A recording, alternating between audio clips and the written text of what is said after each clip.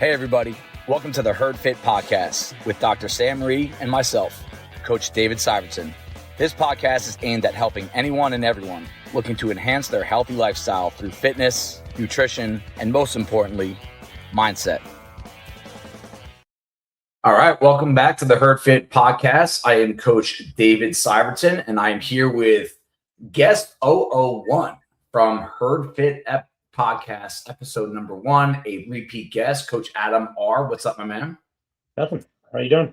We are heading into summer, all right? Breath of fresh air for you, get a little bit of extra time off, but also a lot of extra time at the gym, which is where you spend most of your summer between the kids program, a lot of extra coaching, and just you just did a skill class at Bison. And now it's kind of like you get to, I'm envious of you in some ways. You kind of almost get to shut off that kind of life with the routine of going to school every day, but now you get to kind of dive into something else, which is a lot of CrossFit for you over the summer, among other things. So definitely going to have Adam on a few more times over summer, and we are going to dive into a couple of different episodes today. One will come out right now. I'm actually going to try to get this out today, and then one will come out next week about overtraining. But tomorrow, we introduce Bison Benchmark number 28. And for those that are watching or watch at some point, I'm going to put it on the screen.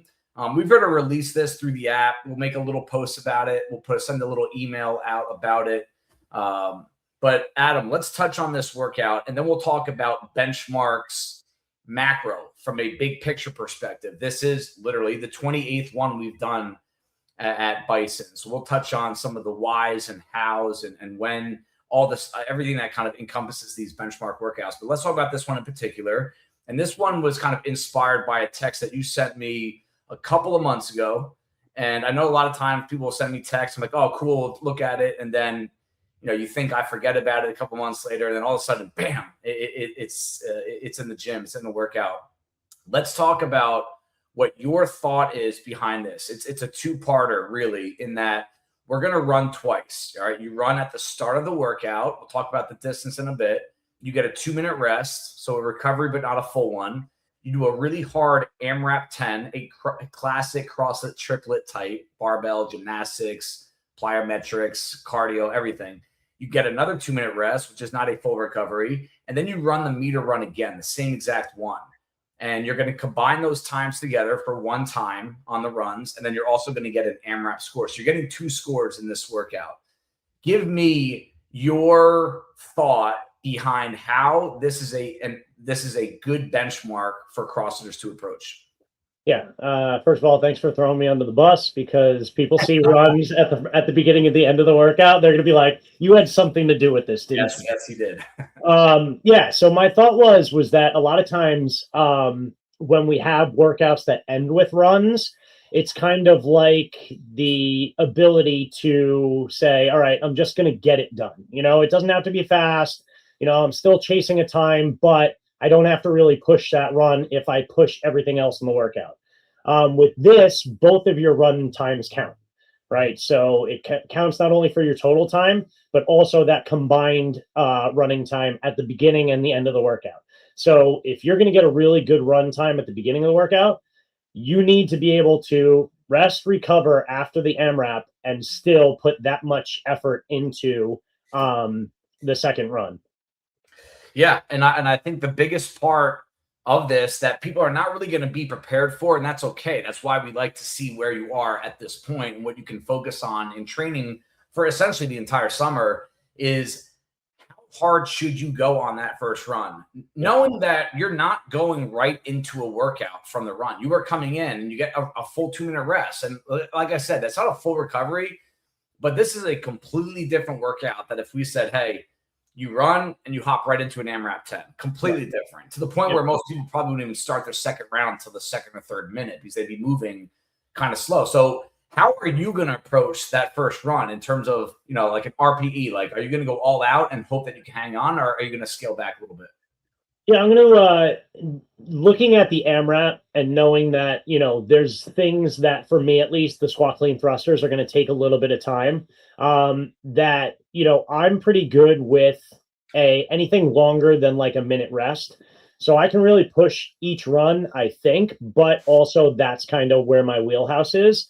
There's people that running beats them up, and they're going to need to, if they're coming in dead tired, suck and win, that 2-minute recovery is not going to be enough. So you kind of have to figure out where you want to be. And I think that's where the level system comes in, and is a really good choice. But also, you don't want to kind of sell yourself short, right? If you can make those 800-meter runs, I think you could go for it. Yeah. And that's a good leeway into levels, right? So levels is our kind of like, we've done a podcast episode on this before about like why we've introduced levels to some, not all workouts. And really it's about chasing a stimulus. You do want as many people in the gym feeling the same thing as possible. And I would even say probably 7-8 years ago, we just would have made this an 800-meter run for everyone. And that would not have been wrong, right? It wouldn't have been a bad way to program a workout. But we don't want this to be all about the run. And to be blunt, if we made this 800 for everyone, it would essentially ruin the workout. It would get to a point where like, hey, I can't push on this. I can't make it 800 meters without stopping, let alone before workout and after a workout with a lot of lower body demand. So what we did here was that we've done this with a few benchmarks. I think one workout, number 26, the snatch jump rope one, there were 5 different levels to it. And I do want to touch on how that's become a little bit of a difficult thing to plan around. But what we're providing here is a distance for you individually that you can push hard on for the entire run without it completely blowing up your workout. And I'll tell you what, there is a significant difference, especially at Bison, between a 500 and a 400. Yep. So if you are on the weaker side of running, you don't run much when we run. We run about once or twice a week tops at Bison. It's usually once a week, sometimes twice, right? If you're not doing any running on your own or those workouts really beat you up, you should be on the lesser side of it. But we need to make sure that this is not, hey, if you're a good athlete, you're going to run 800. Hey, if you're not a good athlete, you're going to run 400. I actually think there are a lot of really fit people in our gym that I would actually like to see them to go level 3 on this, go 400. And I want to see you essentially sprint it and see what you can do attempt 1 and attempt 2 within the same workout. But also, Adam, part of the improvement, part of what we're pursuing in these benchmark workouts is something tangible to beat is what can you beat next time? Right. And it's going to be a percentage. That's how we weigh this. I'm going to touch on who won the previous benchmark. We haven't announced that yet. But it's not, oh, I'm such a good athlete, I'm going to run 800 meters and try to shave a minute off, right? It's no, if I run 400 meters and I run it in a minute 25, which is a pretty fast time for our runners at Bison, to improve by 10 to 20% would be you getting like 115, 110 on that run per run. And that would be really difficult, but it would be something that it's something that you can go pursue. So talk about your viewpoint on, hey, you really good runners, you have the threshold, you have the capacity to go for the 800, but hey, you guys get beat up or I don't run often. Let's make sure they know that there's nothing wrong with going with those lesser distances. Yeah. I mean, with these benchmark workouts, you're competing against yourself, right? So you want to find that stimulus where you feel like you can keep up the intensity the entire way. Because if you do the 800, if you choose to do level 1 and you dog the runs, then you're missing what we're looking for improvement in the workout. Right. There's somewhere in this workout where everybody can improve. We just did the butterfly seminar. There's going to be somebody that does the drills that we worked on at the seminar and just magically, gets those butterfly pull-ups over these next couple of weeks, and their score is going to improve dramatically. But that's a question of putting in that work. Yeah. If you're going to, focus on the runs there, you want to push yourself for a little bit of the runs, then you work on that. Where, especially at the end of a workout, are you still able to, what's your capacity like? And you can build it. Now, getting away from just Bison Benchmark number 28, which is going to be an awesome workout. It's going to be a lot of fun to program, to coach, and to actually participate in the work required to get better at all of these, right? Let's talk about what you brought up. That the principle behind the benchmark is it's not especially tomorrow when we do this as a gym, it's not necessarily a test. It's more like a barometer or a gauge for where you currently are in your fitness with running, with short recovery, with mixed modal CrossFit, right? we have to get away from always thinking it's all about a competition. Who's going to get the best score? It's not what it's about. It really, truly is. The purpose of a benchmark is you versus you. But part of the responsibility, and there's a lot of responsibility an athlete needs to take on to participate in something like this, you have to give a really good effort on this first attempt. And even to the point where if you, for whatever reason, if you had a really hard weekend of working out or you're busy, maybe don't do it on Monday. Maybe do it at open gym. Maybe I might actually do it next Sunday. I might give it a week or during open gym because I'm not going to be ready to do it tomorrow. Just have a long day.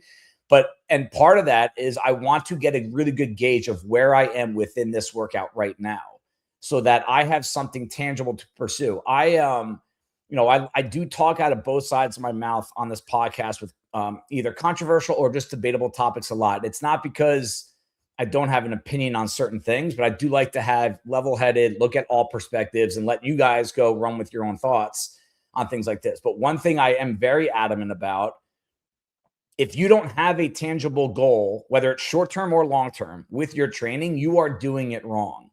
And that could be as simple as, hey, I want to get to the gym 3 times this week. Cool. There's something tangible. 3 times. That's it. Doesn't need to be hit my percentages. Doesn't need to be best athlete in the gym. It could be something very simple. But if you don't have something that holds you accountable to, you better put the work in. You better do stuff when you don't want to do it. You better be disciplined. You're doing it wrong. And that is within any fitness program. I will die on that hill. So this is a really good gauge that all of us can take on. Where am I at? Put an honest effort into this first workout. And now we're going to pursue improvement. Is that the right way to approach benchmarks? Or do you think I'm missing something in there? No, I think, we have to take anything as a data point. And, with collecting data and recording data, you're trying to eliminate as many variables as you can. You can't do them all, right? Like this past week beat up my legs. So I'm worried about going in tomorrow and the squat clean thruster is just not feeling good. Whereas if I did take a week and I did it next Sunday, maybe I'd feel a little bit better. Mm-hmm. But we're going to have those unknown factors that are going to come in no matter what. Who knows what the week of the retest is going to look like, or a couple days before. Am I going to go out for a long run and all of a sudden I'm going to feel a different stimulus the second time? Yep. But just having as many of those data points as possible, which is why I'm always telling people to retest things. Yep. Just to track your own improvement and just make sure you're making the progress or you're seeing the progress that, most of the other athletes and coaches see while you're in the gym, if you're there consistently. Yeah. So now we can talk about the athlete side. When you get this score, well, most of you, it's going to be tomorrow. You have to record it to be eligible for the Bison Benchmark. These are winners. The winners are named after people. The workouts get named after the person that improves by the biggest margin, not the best score, not the worst score, just who improves by the biggest percentage. And number 25, it was Heidi Bowman. That was I think that was Bobby's benchmark with the cow bike and the burpee get overs, everything. Okay. And the wall balls. Number 26 was Mark Perelstein, who won the snatch jump rope one. And this past one, number 27, I'm going to put a post on this on our Facebook group and on the social feed, was Mo Boke. It's funny. It was Mo Boke and Mo Ismail who were 1A and 1B. But Mo Ismail, he switched up the movements a little bit. So to really be eligible to win, you have to do the same exact test. Right. And when I think about those 3 people, and I want to spend some time talking about Mo, because I've been coaching middays on Tuesdays for 6 months now. And I get to see that's a lot of times she either works out then or 5 a.m. And a trait that all 3 of those people have, and just Mo's in my memory right now because it's just going through her scores, is that they don't do anything crazy. They just show up and they do the work and they're coachable. They ask questions all the time. They ask a question, what should I do here? How should I scale this? And they're coachable. They show up, they work hard, and that's it. That really is. And the improvement off the top of my head, I believe Mo Boke, I think she improved by about 20 to 25%, which is a very big number. And you see that a lot with people in their first year of CrossFit. This ain't her first year of CrossFit. She was a really high level college athlete. She's had a few kids and and she just shows up and works really hard. And it's really cool to see someone like that win benchmark. Heidi and Mark as well. When, as an athlete perspective, is there anything that you do different? Because I want to talk about coaching and programming for this, but is there anything that you do different when you know a retest is coming either in a few weeks or down the road that you can help share with others? Yeah, I think it just helps, thinking about your intention when you're at the gym. Even it stretches back to the warm up. We all kind of just come in, we say, okay, we'll get through the warm up, and we're joking around and talking to the other athletes and everything like that, mess around with coach. But like, you have to be intentional about that warm up, right? Yeah. Like that activation, that range of motion work that we do. And I think as long as you're intentional and, consistently working, then the results are going to come as a byproduct of that. So I always try to say, okay, when I'm retesting something, like how am I going to make the improvements? What progressions am I going to look at during the warm up when I get those 5-6 minutes before the workout to kind of really put my intention on the skills for that benchmark? Yeah. And this workout in particular is what I would call I called it classic CrossFit earlier. It's just very mixed modal. There are a lot of things, even to a point where it's overwhelming, that it's like, wow, I got to run more, I got to lift more, I got to do more pull-ups, I got to do more burpees and box jumps. It doesn't necessarily need to go down that path. You can look at it from this glass half full approach, that there are so many different ways you can improve in this workout. And I want to give a couple just macro level ones, and then you can get more specific. Every coach will have different cues, and I want to let them have their time with that. But from an athlete perspective, if I get a score on this, I will get a score on this, right? And I'm looking at it like, all right, what can I do to get better at this? One of them is going to be really cognizant of how many reps per minute you were averaging in those 10 minutes. Let's just talk about the workout for now, right? Because I actually think the running time is a little simpler to improve. Like, figure out what your time was and figure out splits. But let's say you get 5 to 6 rounds in this workout. It's very easy to do the math. That's going to be X amount of reps, right? You divide it by 10, and that's how many reps per minute you average. And I think for these workouts, it's important to know that if that is what you're going to use, burpee box jump overs should be worth 2 reps. You have the burpee and the box jump over. A squat clean thruster should be worth 2 reps. So really it's 12, 4, 4. That's what the workout is, right? So really it's every single round is that's going to be 8, 16. It's going to be 28 reps, right? Per round. You have 12 pull-ups. Then you have 8 at the burpee box jump overs. You have 8 at the squat clean thrusters, because those movements are worth 2. Okay. So 28 reps. So if you're looking at it from that perspective, you have a very good gauge of, all right, I average that many reps per minute in a workout. So as you're training, as you do any kind of workout, especially the ones that we focus these on, right? Burpee box jump over, squat clean thrusters, pull-ups, try to just look back or try to create paces for yourself that, like, hey, I averaged 18 reps per minute. Let's see if I can average that, if not a little bit better, in these 10, 12, 14, 16, 18-minute workouts. And that alone can get you used to one thing is pacing, right?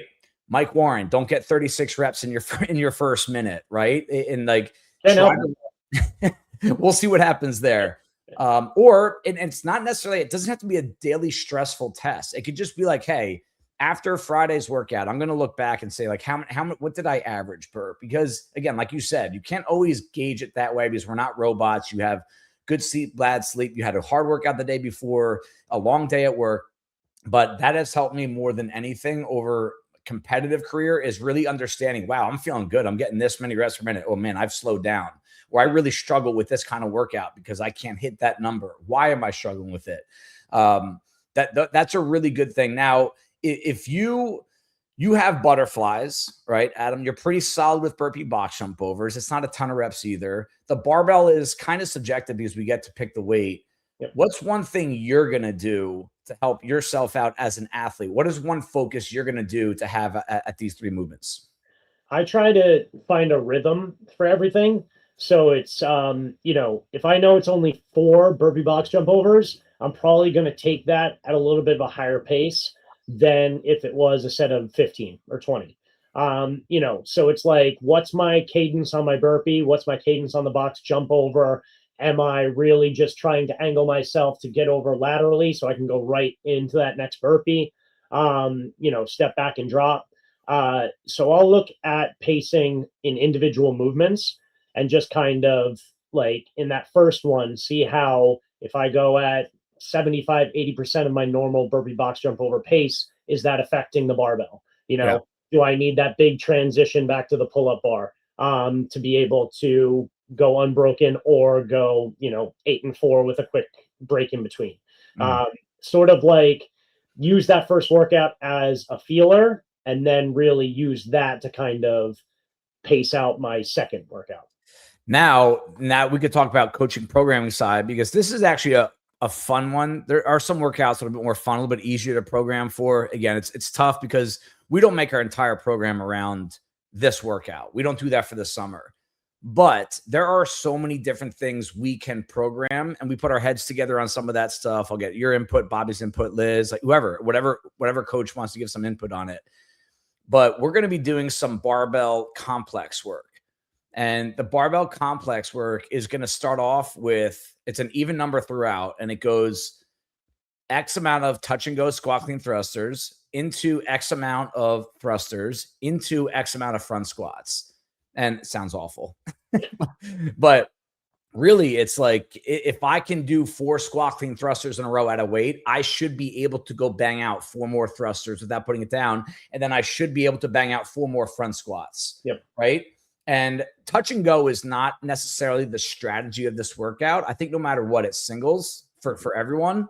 But doing a lot of complex barbell work will absolutely make it easier in the retest to be quicker with your rest in between squat clean thrusters. Yep. Because let's say, we're not going to ask you to break this down, but let's say you start off this workout and you average about 7 seconds in between reps at the barbell. Not terrible, not bad. I'm sorry, not great, but not terrible, right? That's going to be pretty average, in my opinion, once people start getting tired. Okay.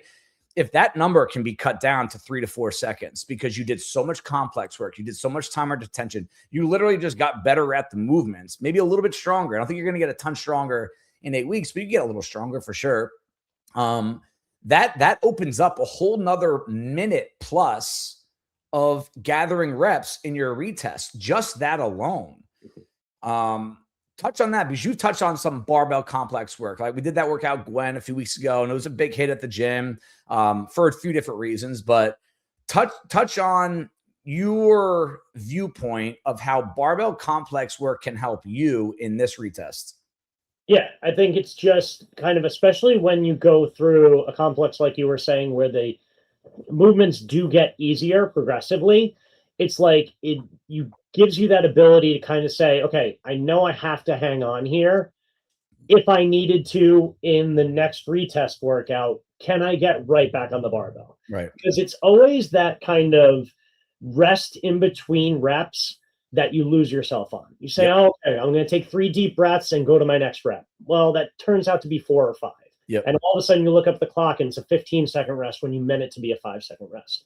So if you can kind of extend that work capacity through these complexes, then all right, I'm going to do 1 squat clean thruster, drop it. As soon as it's settled, I'm going to grab my hands on it and go into that next rep. Similar to like if you're doing burpees over the bar, as long as you stay bent over, it kind of pulls you into that next rep. You don't want to do it, but you can.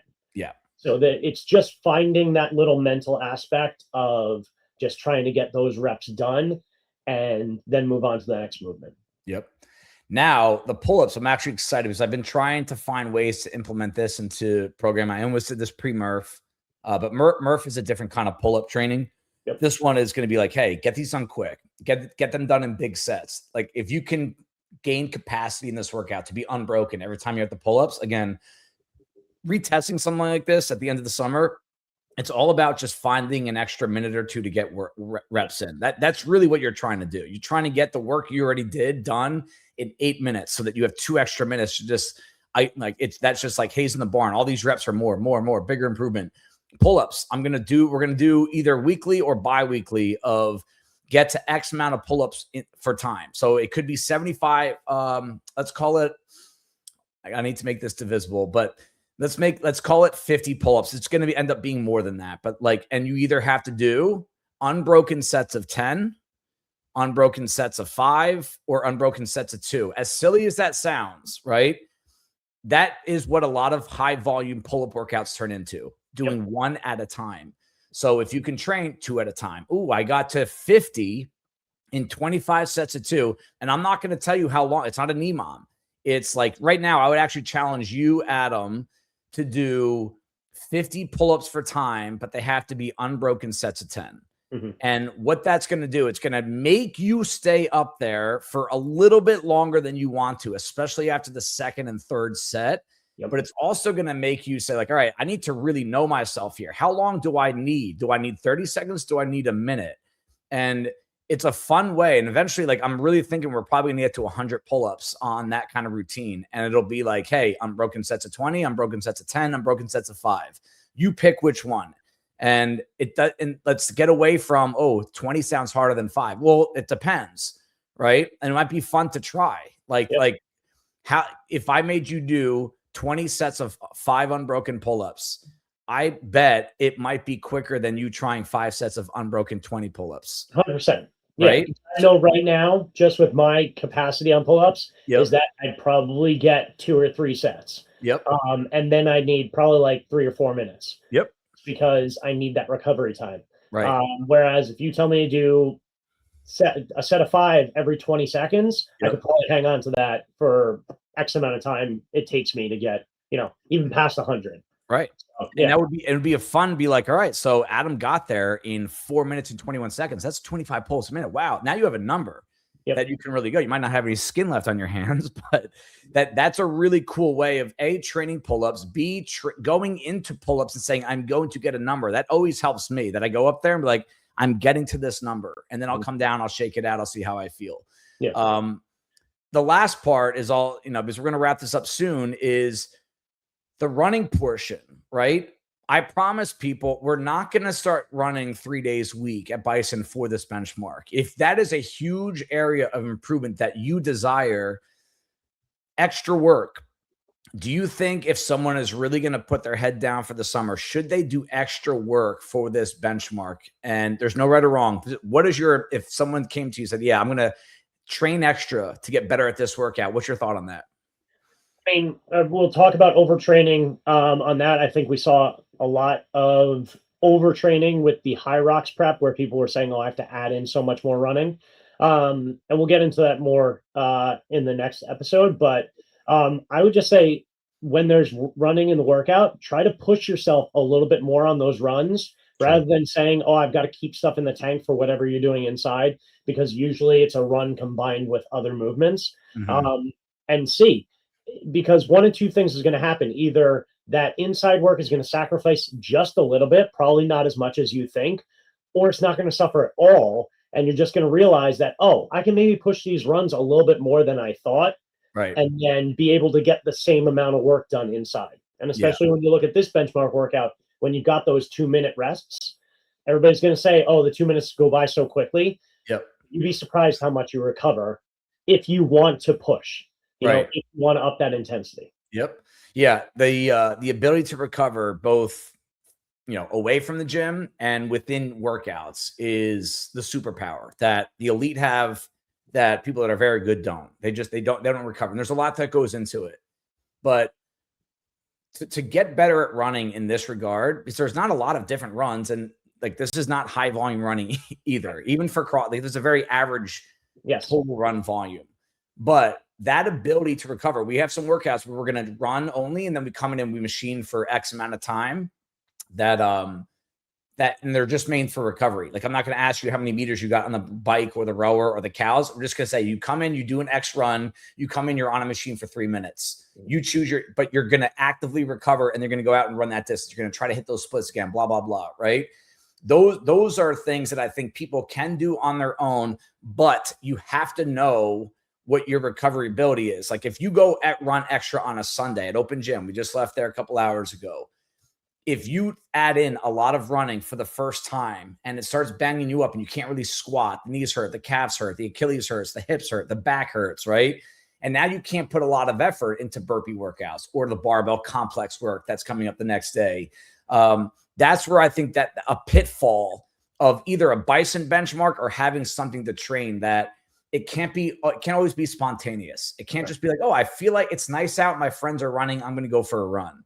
Because if you're adding, I don't want to take a bite out of next week's episode, but if you're adding without really putting any thought into anything else with recovery or anything else, nutrition, your hydration, all this stuff, it's probably not going to work out. Right. So I agree with you. You don't need to do extra work. I would say if you miss a day at the gym that we really put a lot of attention on this stuff, then maybe make that up at open gym. Sure. But if you're there for these days, these barbell days, these pull-up days, these running days, it really can just come down to being fully intentional when you're there. I'm going to push extra, like Adam said on the run. I'm going to really kind of push my weight and my quality of movement on the squat, clean, thruster work. I think that can go a longer way, safer way than you just adding extra work in. Yeah. And I think if you're looking to get better at running, you can also say, all right, maybe I'll take a percentage of effort off of strength days, still show up, still put in the work, but maybe you don't say, I'm going to try to go hit a 1 rep max on my squat today because you have running the next day or coming up later in the week and you want to focus your intention on that. That's a good point. And the last thing I'll add onto that, that if that makes people quiver sometimes, like, wait, take something out of the strength day, you can still put some extra tempo work into our push press days, right? Like, don't go for the heaviest load, just throw some extra tempo work in. That is going to help a lot of you out with the lifting. So don't always see red on the big lifting days. If you're beat up from running, for example, just throw in some extra tempo work. And that's a much safer route to getting just as strong in a lot of cases, but also improving your movement and making it a little bit friendlier on the joints as well. Yep. All right. Well, that does it, guys. Bison benchmark number 28 will go down tomorrow. Like I said, I'm going to get this out at some point today so that people can listen to it before the workout. But if you don't get it done in the morning, hopefully you listen to before, or you got your score and then you can listen to this after your benchmark. And this can help really kind of help you understand how are you actually going to get better at this workout over the next couple of months. So we'll see you guys next week. Good luck on Bison benchmark number 28. Good luck. Thank you, everybody, for taking the time out of your day to listen to the Herd Fit podcast. Be on the lookout for next week's episode.